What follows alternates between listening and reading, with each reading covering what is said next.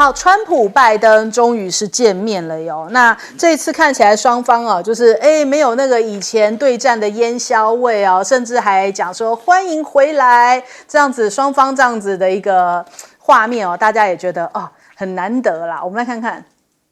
Politics is tough, and it's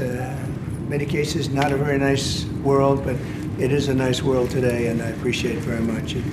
a transition that's so smooth. It'll be as smooth as it can get. 对，不过也有一说是说，那个拜登当时被换掉的时候，好像一直在偷偷按住川普，甚至还戴了川普的这个竞选帽子哦。所以是不是因为不再是对手哦，反倒可以这样子，大家都是这个老江湖了嘛？这个在这个政坛上面，这个不是对手的时候，大家好来好去是没有问题的哦。当然，也有人讲说，这次拜登有一个非常重要的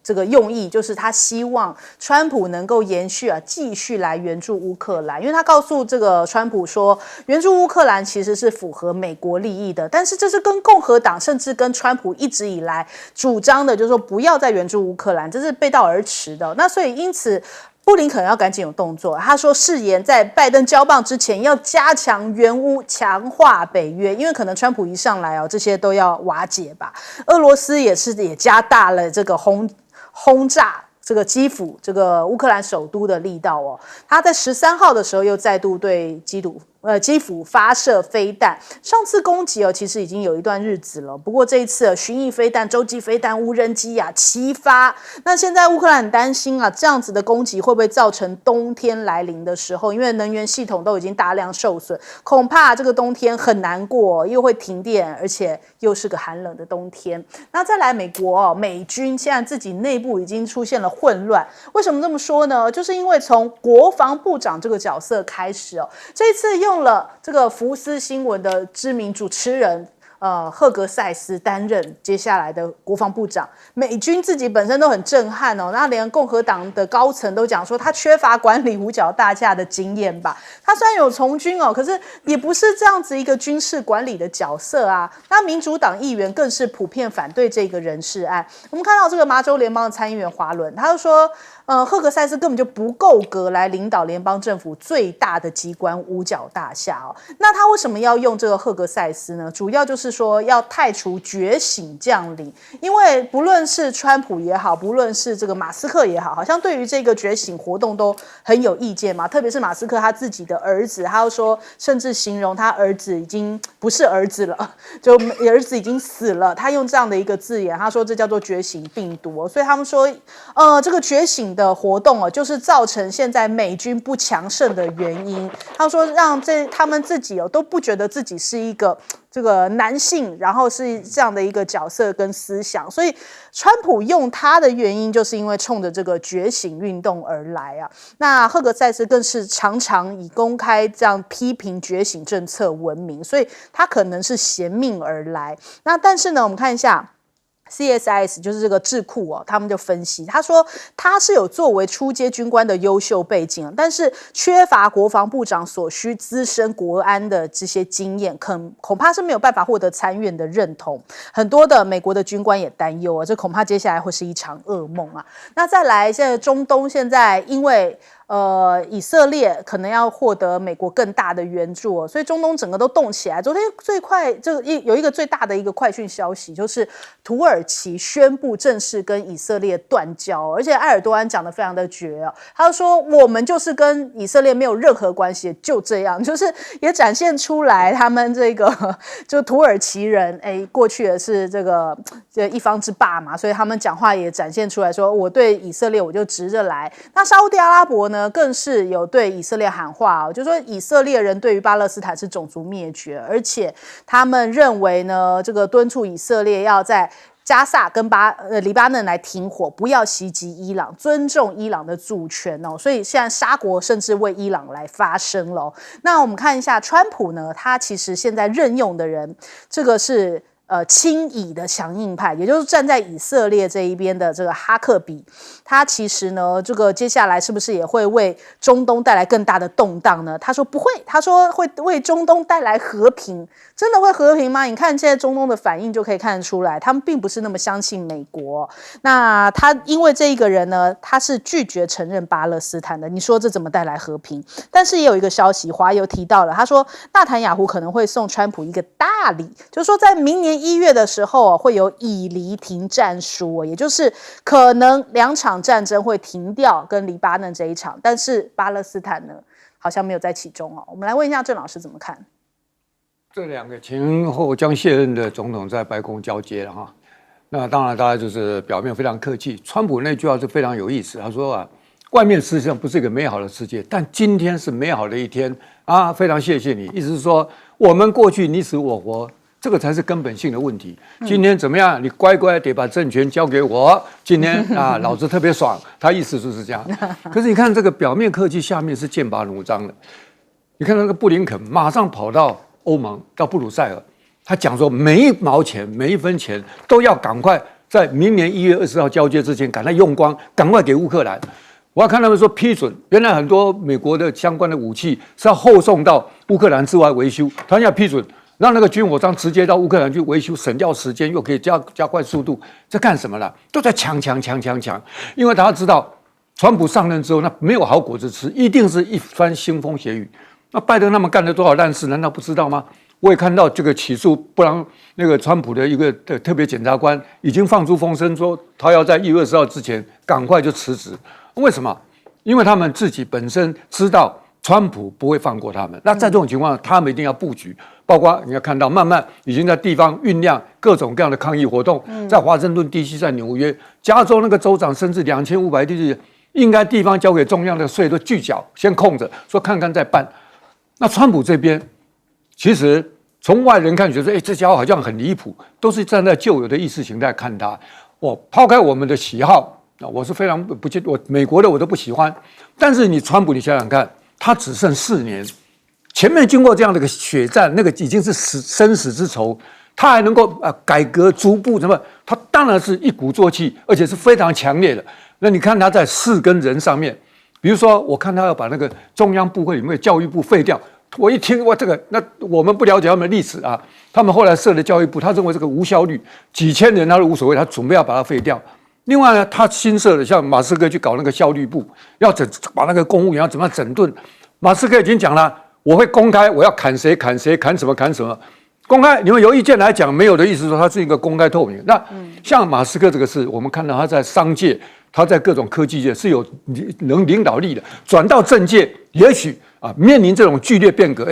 改革是很不容易的。要强烈变革，那真是风险非常大，一定要高手中的高手。那马斯克能不能完成？至少大家觉得还有可能。但是另外一方面，他这个动用到军方跟情治系统，因为这2个是命脉啊，这个可不容易的。那么他现在发布的这个国防部长，大家意见就很多。显然，川普是采取一个立场跟根本的想法。我认为基本上还是对的。他如果今天采取一个原来系统里面相对比较听他的话的还会有一点进步意识的那种，当然相对稳定，但是缓不济急啊。因为他现在刚刚已经讲时间不多，他不马上立即的扭转，先把反对他的各种势力清除，同时把这些掌握他们一些命脉，比如说各种各样的黑名单、各种各样肮脏的事情，把里面原来反他的那些势力不清除，那他川普怎么活呢？大家都讲说他现在就算就任，他不见得能够干完这一任。所以在这种情况，你要从他的立场想。当然，这个国防部长不可能跟那个马斯克那么精彩，可是人家是先从立场下手的。那包括他准备了所谓的觉醒将军这些所谓谈各种各样进步意识形态，认为让军力削弱的，他就是要把这些已经拟出一串名单，等着川普最后那这个事情干下去。所以人跟事。他现在到底能不能操作下去？我们从我们的角度拭目以待，不要用我们的意识形态说：“哎呀，这家伙乱搞，派的这个，因为这个人很多可笑的画面都已经出来，包括什么丢斧头丢到那个打鼓的那个乐队，是这些，因为有一批人就要黑他。那我们站在旁观者，我基本上不能够小看川普这次在人跟事上大规模的这个动荡，这个过去也是几乎是史无前例的，值得观察。”田家里老师。对，我觉得因为川普这一次他用人，我觉得还是有个比较不同的地方，是我觉得他比较有信心了，比较有自信，因为他第二任川普2.0，那他用人的方式跟标准其实没有变，跟他2017到2020是一样的。第一个就是忠诚度，就服从；第二个是想法、思考、立场跟我要一致。如果是跟我立场不一致的人，不可能进到我的小圈圈里面来。但因为他第一次就任总统的时候，他的人脉圈比较少，所以大家有印象的话，他第一次用了非常多的军人，而且是非常高阶的将领，包括马蒂斯4星陆战队的前上将，还包括了像是这个凯利国土安全部的部长，也是前退伍的4星陆战队上将，还用了一个福林3星的国防情报局的局长，但是因为俄罗斯的这个事情而下台后来被这个检察官调查。那他还用一个麦马斯特来取代福林，也是一个当时是现役的3星陆军中将。那是川普的第一次担任总统，我觉得他用的人除了像福林这种比较政治性强的以外，他会找一些在军中声誉不错的，高阶将领，然后没有太多政治性的来做他的一个门面，就是客卿。但这一次他的用人，我觉得主要是要符合他的标准了。即便是我们看新任国防部长这个海格塞斯，他非常年轻，但我想他在一些意识形态上跟川普非常接近。那包括在竞选期间，我认为他都给川普很多很多的建议。那再包括像是国务卿再包括像是国安顾问基本上都是旗帜鲜明。代表什么？代表说川普不用像他第一次当总统的时候，国安团队要找这么多的一些资深的，现在就找自己喜欢的，直接来执行他命令的。我觉得这是比较关键的地方。那第二个是，我觉得乌克兰还是值得去观察，因为真的是拜登跟川普的差距很大。拜登基本上这2年半是把他的政治生命跟乌克兰的前景绑在一起，所以即便是他跟泽连斯基还是有些时候会吵架，会有一些互相的一些不高兴，但是如果没有拜登就再见。最简单一个例子是，大家还有印象吗？本来的援外法案，美国拜登所批准的，基本上拜登为了让国会里面的共和党买他的账，一开始还是把这个美墨边境的边境安全放在里面。那最后好不容易通过，但这里面900多亿里面，援外法案美金乌克兰占了600多亿，然后中东以色列还有包括人道的巴勒斯坦200多亿，那最后小块是属于印太，可能跟台湾相关。这代表什么？乌克兰在民主党的心中是不可切割的，但是川普已经预告很多次这个他的幕僚还有副总统，包括他自己都说，乌克兰不是美国的核心利益，应该要差不多要告一段落。对，这样子才可以让美国把重心移放到印太地区，比较符合美国的长远战略利益。好，来请教将军。我们可以看得出来，这个川普他用的这个国防部长赫格塞斯就是福斯新闻网 Fox 的这个名嘴。那名嘴他为什么用这个？他用那么年轻，才44岁，当国防部长，管那么多将军，管那么多国防那么大的国防政策，他就是要整顿国防部。因为整顿国防部，因为他没有包袱你有包袱怎么整顿？又有攀亲带故，又有这些相关的背景，那都要瞻前顾后，怎么去整顿？所以可以看得出来，国防部他在这个拜登当总统这4年犯了一些战略上的错误。那第一个就是在2021年的阿富汗撤军，仓促撤军，2021年8月30号撤军，9月6号喀布尔政权就沦陷了，被整个的塔利班政权整个一扫就过去了。怎么会那么仓皇？830亿美元的所有的武器装备都不能撤走，因为阿富汗不靠海，没办法撤，靠空域，空域的量毕竟是有限，所以没有办法。这个怎么一个那么失败的撤军计划？这是国防部怎么规划的？让喀布尔政权竟然1个礼拜不到6天就沦陷了？怎么那阿富汗那么大的国家，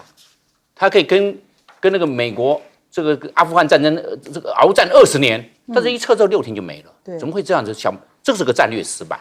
第二个战略失败，我们讲乌克兰战争。乌克兰战争怎么打了2年10个月还在那边没完没了？造成美国在经济援助也好，军事援助也好，美国都已经通通都给乌克兰了。然后现在北韩去帮俄罗斯打乌克兰，那全世界195个国家，没有一个国家要派兵帮助乌克兰，没有一个。那怎么会这个样子呢？这个战略是怎么规划的呢？然后乌克兰打到最后面，可能要割地投降，你看变成这个样，这个是国防部他怎么样战略规划的？这个要要去解决。然后另外一个，那么多的军援，那么多的经济援助，里面有没有中饱私囊？不然怎么这个拜登政府为什么急的要再给一笔60亿美元的钱赶快给乌克兰？里面有没有这方面的转手的这方面的利益？那你要去查，要查不能有一些关系，你有关系怎么？你有以前关系攀亲带故的在里面，你怎么查？要找一个这个我们讲的赫格塞斯，他是没有这方面背景，你去查，好好的办，变成这个样。那我认为第三个的考量就是我们讲中东，中东的话，这个以色列的这些在中东的失控，你看它造成刚才主持人有讲，就是造成种族灭绝。你不管在这个巴勒斯坦的哈马斯组织也好，或者在黎巴嫩杀那么多，美国帮以色列背锅因为美国在联合国帮以色列去行使否决权呢。美国在联合国这15个这个安理会的成员国里面，美国行之以担呢，去帮以色列背锅，压力是非常的大。那怎么弄的？这是怎么弄的？国防部你到底这个我们所讲到的以色列的总理纳坦雅胡怎么搞？没办法沟通，包含他的这个那个国务卿布林肯去了以色列10几趟都没有结果这些都是问题。所以这个要派新的这个国防部长去那边呢，好好的去查一查，还包括太空战略。那个太空战略，我们知道太空战略这个中国大陆已经迎头赶上了。你看他这个到月朗背面，还包括他的这个天宫太空站，美国在这一方面好像捉襟见肘了。另外一个造舰下水的速度，中国大陆超车了。另外一个这个逆中战机，这个 F-22跟 F-35，那是以前就有的，拜登没有交白卷，拜登只有一个 B-21、B-21的逆中轰炸机。在做，其他没有任何成绩单，而且被人这个中国大陆的海军超车了，所以真的问题太多了。所以部长要不要换？当然要换。好，我们先休息一下，广州马上回来。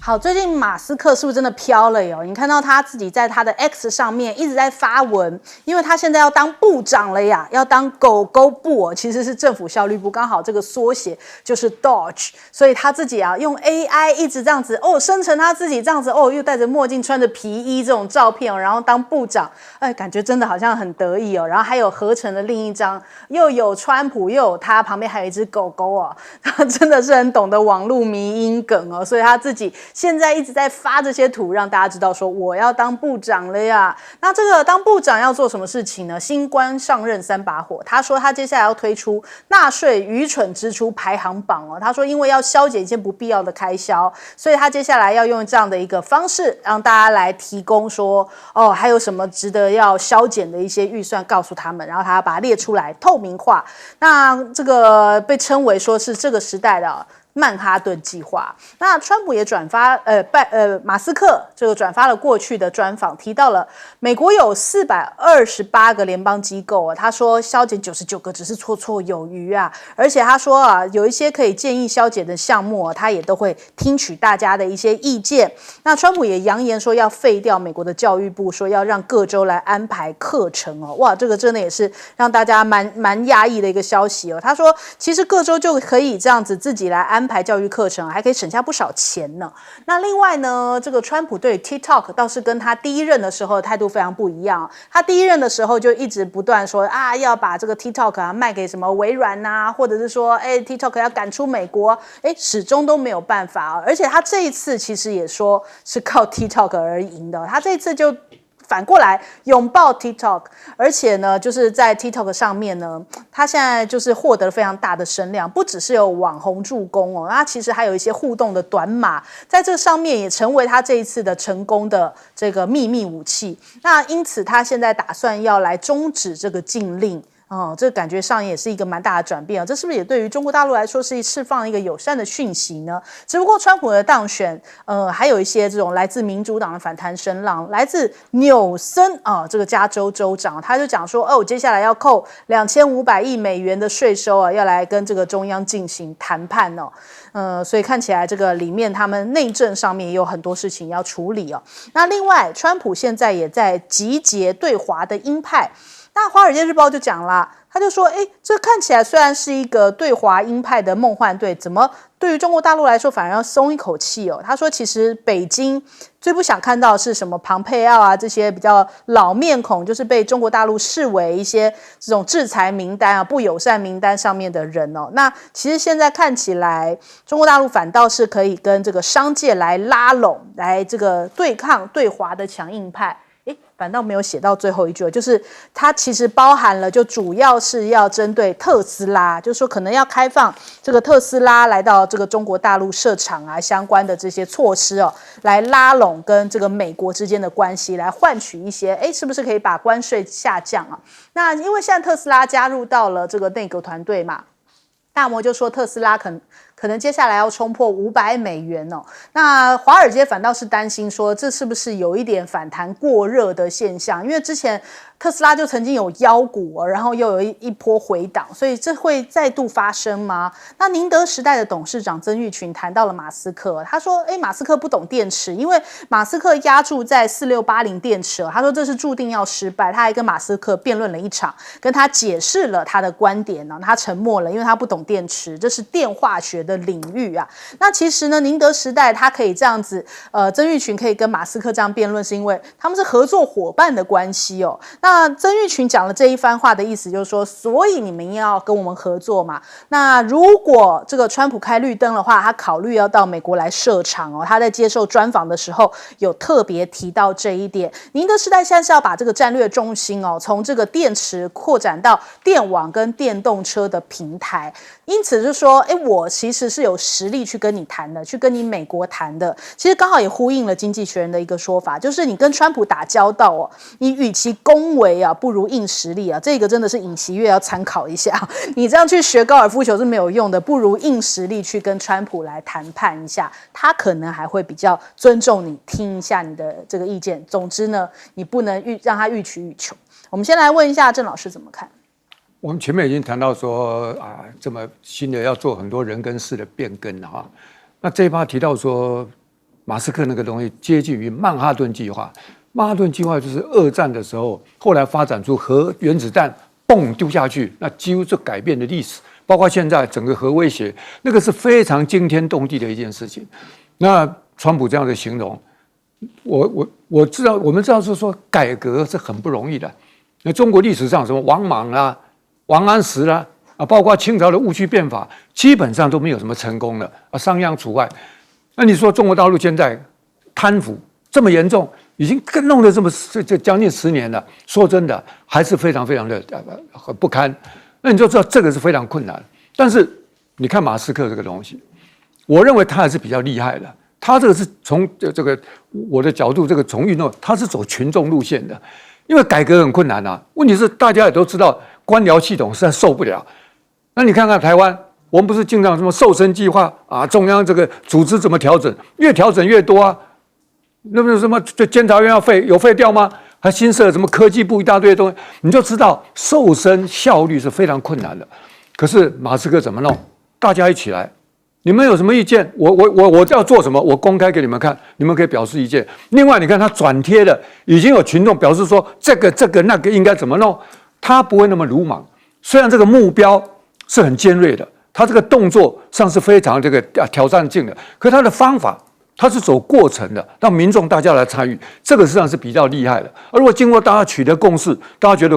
该杀该斩，这种情况下，他带动所有的变革就不会引起反弹。那另外，如果说像国防部呢，我不知道他怎么弄了哈，他如果太莽撞，事实上是是会出事的。但不管怎么样，是值得观察的。另外，第二个就是说，有关 TikTok， 我看中国大陆这个前个阵子大家就风闻说这个卢比奥会不会被担任国务卿的时候，有一个家伙就怎么讲说，马斯克他因为特斯拉在上海设厂，马斯克现在跟川普关系这么近。那马斯克又这么样的亲中，所以呢，川普应该会听马斯克的意见，不会用卢比奥。结果呢，咔就用了。这个卢比奥是所有里面什么新疆、西藏、这个台湾、香港每一必语。那反华反中是到这个极点，而且还被中国制裁。川普还不是用了他，所以不要在那边心存幻想。TikTok 啊，我是觉得小心一点，人家用完就可能就丢。所以《经济学人》厅长我是不太喜欢这个杂志，他这次讲的是对川普讨好拍马屁，像尹锡悦我们前一趴谈到没有用，他就是看实力。所以每一个国家要把自己的利益看好，不要想东想西，用一些歪招，就是把实力建立起来。像珠海这个航展这种东西，面对新的川普这个变局，他要安内攘外，他安内又要做剧烈的变革，所以拭目以待。如果他不这样变过去，他也没有办法进行他的美国再次伟大。但是呢，他安内完之后，他往外的时候，大家不要心存侥幸，所以准备怎么样来硬碰硬的，借机把挑战当作自己成长的动力，让自己的国家进步更快。这个才是因应之道。来请教李老师。对，我想这个现在大家都很关注这个效率部哈，但是效率部可能严格意义上来讲，它并不是一个真正的所谓的联邦机构啊，它应该是比较像是个咨询的机制。那如何运作，其实外界并不是很清楚，但也有媒体说，也可能跟白宫的预算管理委员会形成一个伙伴关系。它基本上就是形成一些共识，提供意见建议给总统，由总统靠着目前的部会来做什么就做刚讲的，增强这个效率，减少官僚的这个程序，还有很重要的是要松绑，还有减少联邦政府的开支，这个是马斯克跟川普的一个共识。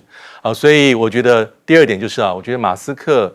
跟这个川普还是有一些共同利害关系的，各取所需因为竞选期间这个合盟，我觉得基本上就是代表说马斯克是一笑泯恩仇。那川普希望他也需要靠川普，两个人其实风格非常像，所以有一点点那种惺惺相惜、气味相投的感觉，而且都有那种枭雄的感觉。所以互相有帮助。对马斯克而言，他有他的企业的利益包括 SpaceX， 还有这个电动车。那他也希望能够透过这个川普的政策，还有政治影响力，能够让他这些地方有一个保险更顺遂。那第三个我要讲的地方就是对中鹰派集结，为何中国反导松一口气？这个标题，我觉得对中国大陆来讲，我觉得他应该看得很清楚了。因为根据第一次川普1.0的经验跟教训，我觉得他们应该不至于有不切实际的浪漫期待。因为回顾从2016年选上总统开始的川普，从打电话给我们蔡总统，到他的幕僚跟他自己讲说，对北京放话说一中政策只是选项，是不是要维持，看你们北京的反应。然后到2017年，慢慢的回稳，而是2018年风云变色，云霄飞车，这个起起伏伏的过程，我觉得北京非常清楚，不管是谁当美国总统，都是定位中国是美国的头号的战略竞争对手，只是手段有所不同，各有巧妙，但目标是非常的一致。好，来请教将军。要美国再次伟大，不在打仗；要美国再次伟大是在经济。所以，川普用了这伊隆马斯克当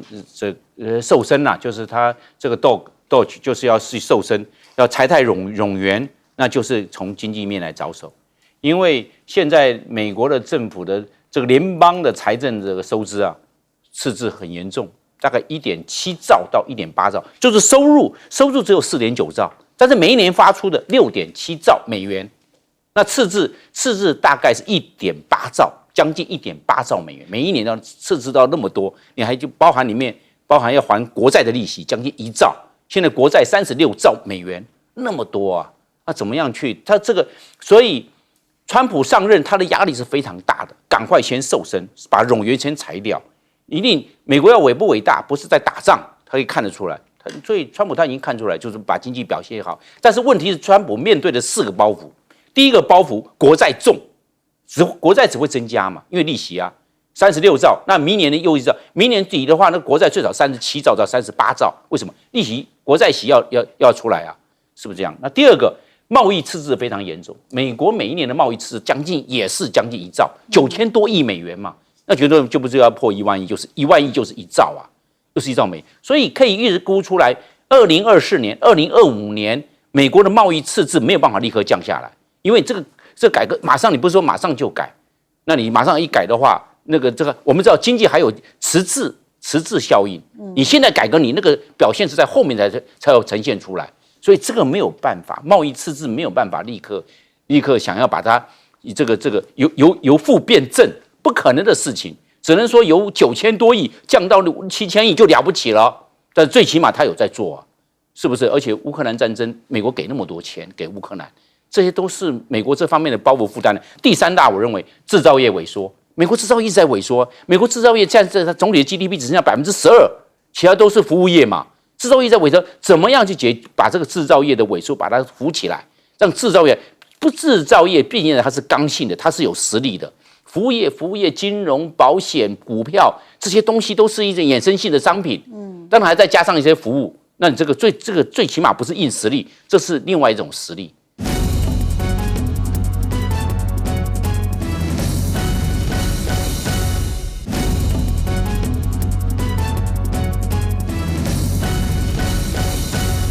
好，我们来看看这个很离谱的状况哦，因为最近珠海航展大家看到了歼35的亮相嘛，那想不到这个歼35是不是也让这个美国感受到一股威胁跟压力了？在美军的一个军方的社群哦，就被美国网友发现说，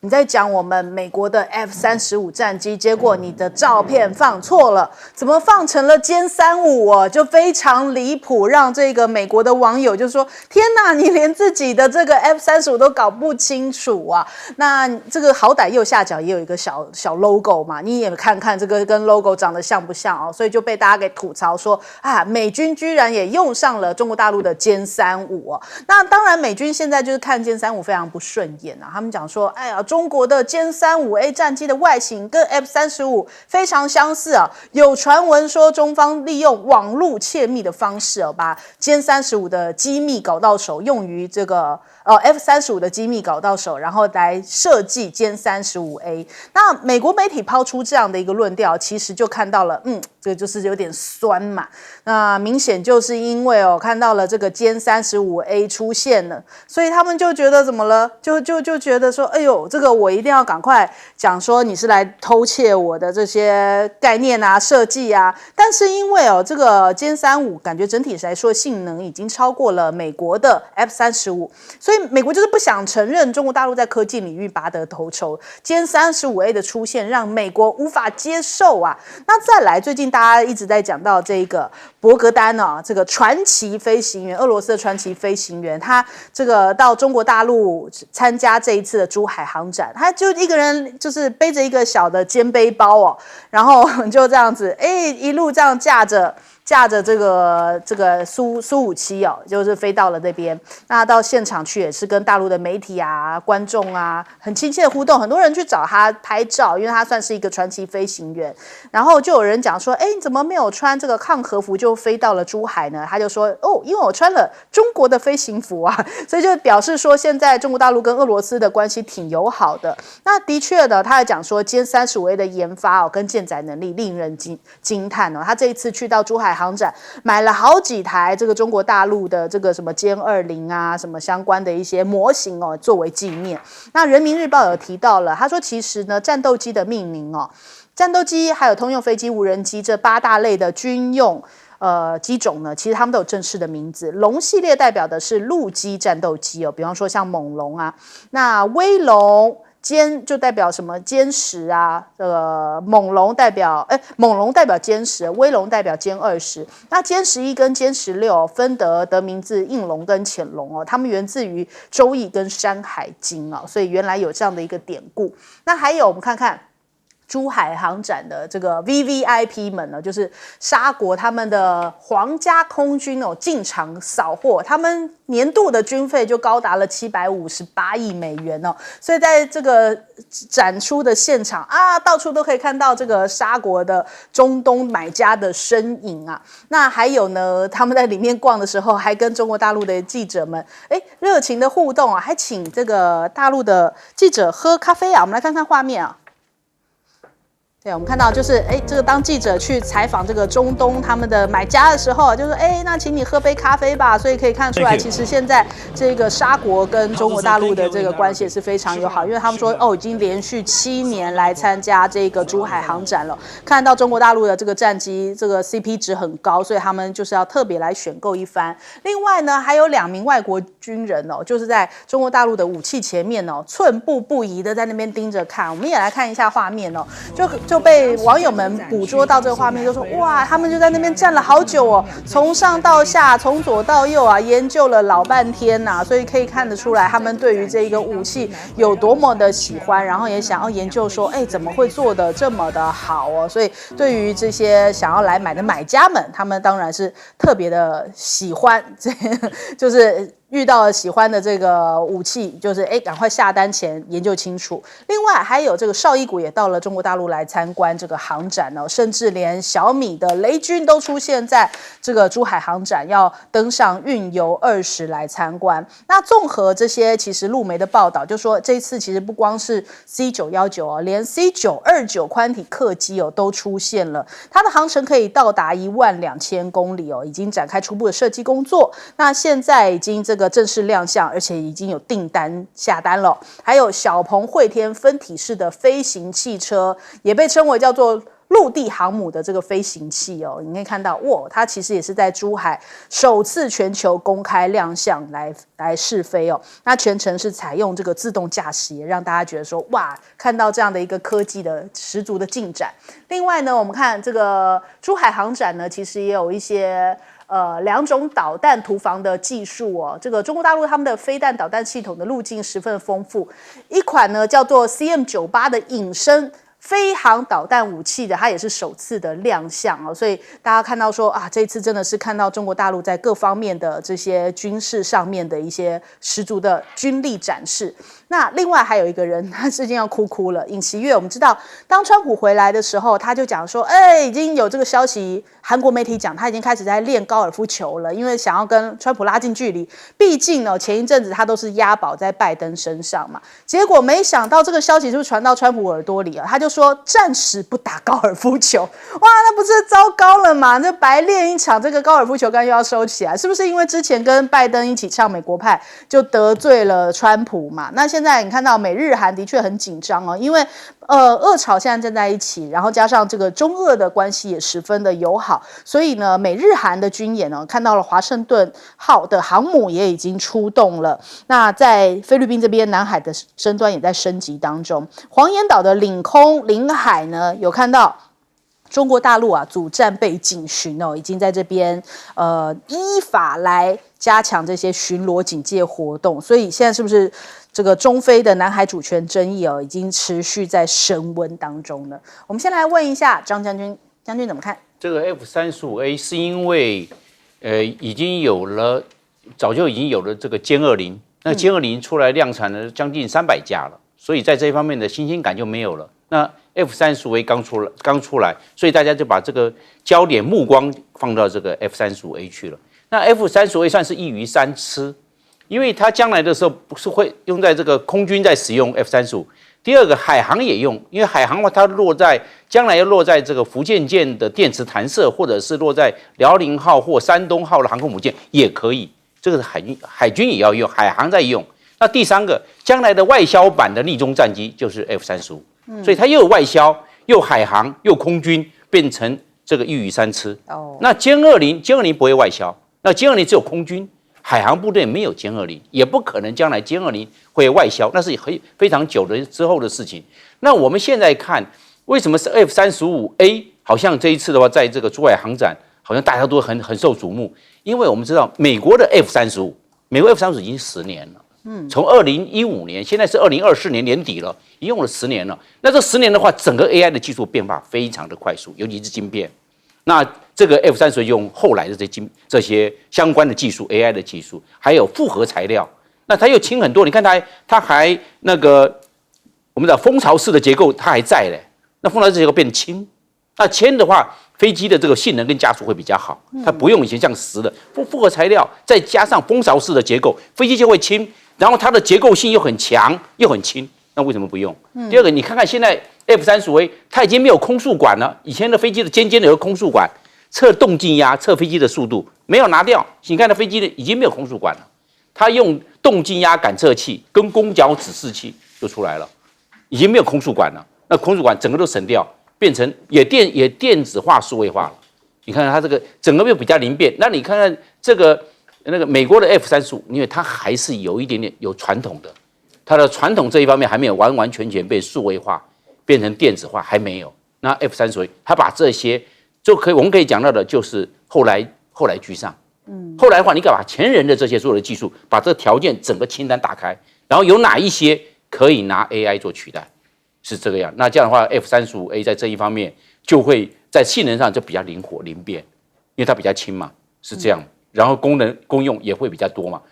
这是它的一个比较受瞩目的、比较受吸引的一个地方。另外，我们来看，因为 F-35A 它是双发动机，它是2具的涡闪，我们讲涡闪13。那这2具涡闪13，毕竟美国的 F-35它是单发动机，那双发动机相对的安全系数会比单发动机的安全系数要高。那你这样的话，换句话说 ，F-35的这个安全性就会逊于歼35A，会这样，因为它双发动机嘛，就算有一个发动机失效，它还可以拿另外一个发动机把它飞机飞回来，没有问题。但是美国的 F-35，它只要发动机失效，那就这个发动机啊，那就没有替代了，那可能就要做弹射跳伞或者其他的处置了，变成这个。所以我们来看这个比较，我们要拿很多的这些条件呢，拿来做比较，到底是美国的 F-35比较好，还是中国大陆的歼35A比较好？把这些清单通通拿起来。美国的这个 F-35闪电逆中战机，10年了，有些这些装备，除非它去更新，除非它的性能提升，但是还没有到这个阶段，性能提升要20年，也就是还要10年后再性能提升，把这些相关的再来做一个我们讲的做一个更换。那换句话说，在10年之后又有更好的技术了。因为科学的技术是没有止境的，新陈代谢的速度，自从这个 AI 人工智慧加进去之后，新陈代谢的速度非常的快。所以我们看到哦，原来 F-35A 在这一方面，这个歼35A 比美国的 F-35在某项方面已经具有一些优势，但是就成熟度来看的话，还是美国的 F-35在成熟度，毕竟它整个量产，包括世界各国的这些 F-35加起来已经突破1000架了，在成熟度上面，应该是美国的 F-35也有占优势，所以并没有说哪一个是绝对的优势。好，来请教郑老师。他这个珠海航展已经第15届了，那台湾基本上是不太关心。那事实上，大家看到邵逸谷今天也去了，那这个过程中有1000多家40几个国家地区的都到那个地区去参观。当然比较软性的就是他们有好几位漂亮的女飞行员就展现那个李英姿也跟那个俄国那个传奇飞行员这个都形成很好的画面，吸引注意力。但是硬的方面呢，出现了非常多过去大家认为说中国大陆是低调的掩藏的。后面我们刚刚提到，比如说韩国那个尹锡悦，你拼命想学着跟人家打高尔夫球，人家一下子不打了，也是你经常在后面跟讨好，那分一杯羹吃，这个时代已经过去了嘛。美国就是希望你这样，你看看一开始强调说好像35是抄他的，就算抄又怎么样？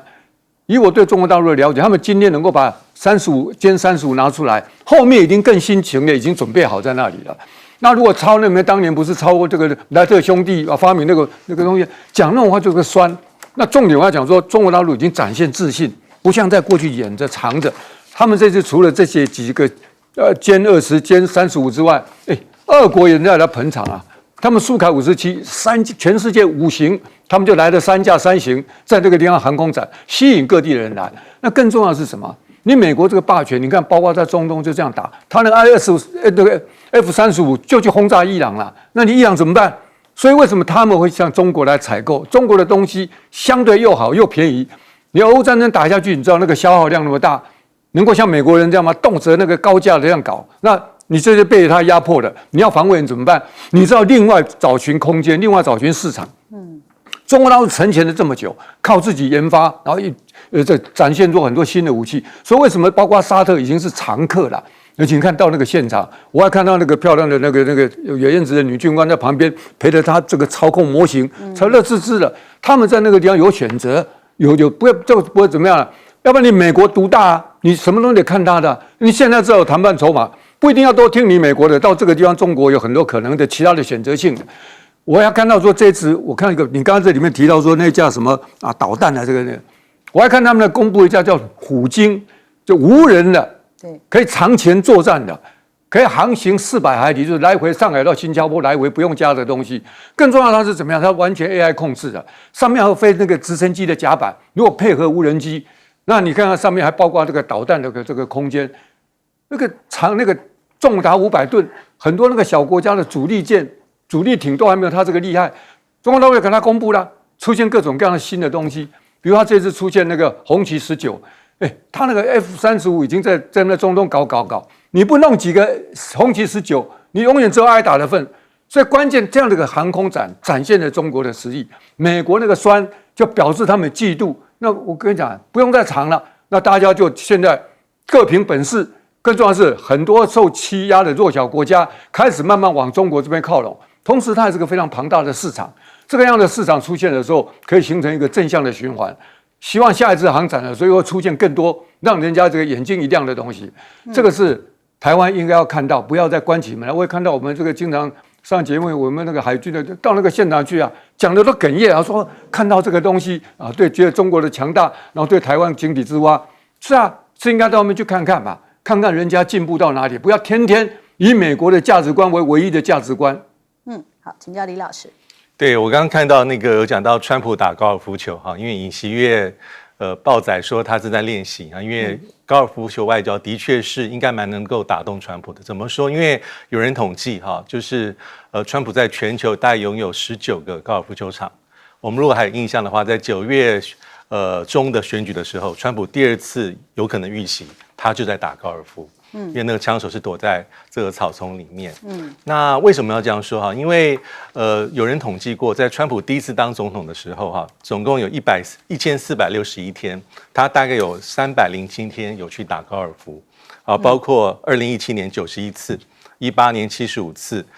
这个19年87次，2020年因为疫情的关系，他打的比较少，但是也有50几次。那为什么大家这么希望用各式各样的办法去跟川普有接近机会？其实道理很简单，因为第一个他还是美国，目前当今对这些亚洲的美国的盟友来说，他最重要。第二个又因为他是川普，因为川普的这个风格比较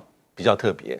而且是之前就很多的记录是他会用大力敲打盟邦的方法取得他所要取得的，所以这一次哈，因为尹锡悦，毕竟尹锡悦是跟拜登关系非常非常好。我们如果还有印象的话，去年4月份的时候，尹锡悦去了华府，就是唱这个美国派。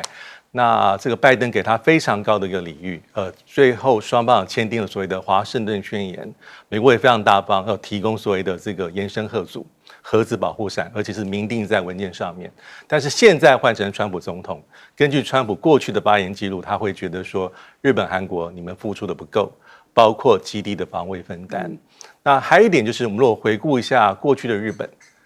我不知道大家有没有印象，在川普第1次当总统的时候，2017年。他2017年有个12天的亚洲行，当然重点是中国大陆，但他去了日本，也去了韩国。当时的安倍晋三是非常高规格，想要讨好川普，送上了顶级牛排，而且也一起打了高尔夫。相对而言，那时候的韩国这文在寅是比较就1天的行程，所以双方会做比较。我的意思是说，这种联盟体系、联盟关系跟伙伴关系，其实大家会这么的在意，就代表说川普过去的执政记录，所以盟友跟所谓的美国的伙伴在印太地区、在亚太，还是非常希望能够拉拢美国，有美国的关爱眼神。